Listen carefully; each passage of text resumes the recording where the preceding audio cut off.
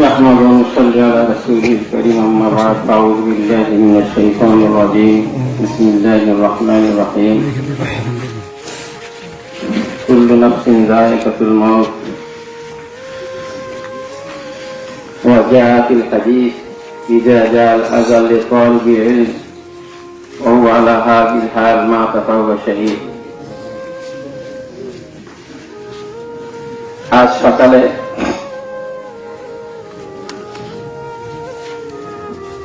ফজরের নামাজের পর নিয়মিত কিছুক্ষণ আমি কোরআন তেলাওয়াত করি।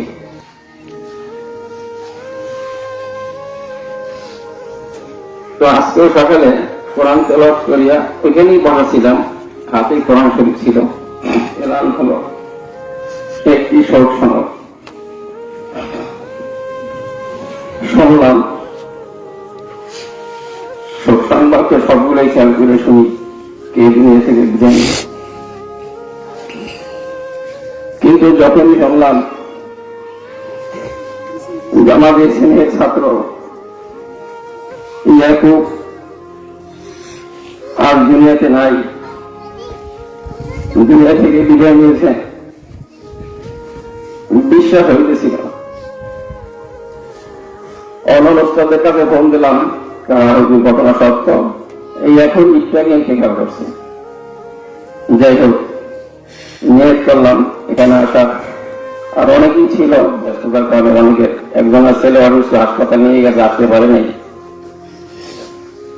আমাদের ছেলের ছাত্র, আমাদের আদরের ছাত্র, ওর আখলাক, ওর চরিত্র আমরা মূলত একটা কথা নির্বাচনের সময় বলি, অমুক ভাইয়ের চরিত্র ফুলের মতো পবিত্র। মূলত কথা এটা না, ফুলের মতো চরিত্র মূলত এদের আখলাকের ভিতরে কোনো দাগ নাই, কোনো কালিমা নাই। সকল ওস্তাদের খেদমত করার জন্য চেষ্টা করতেন, সবাইকে খেদমত করতেন, সবার সাথে ভালো সম্পর্ক রাখতেন। আল্লাহ পাকের যে বিধান, সেই বিধান তো লঙ্ঘন আমরা করতে পারবো না।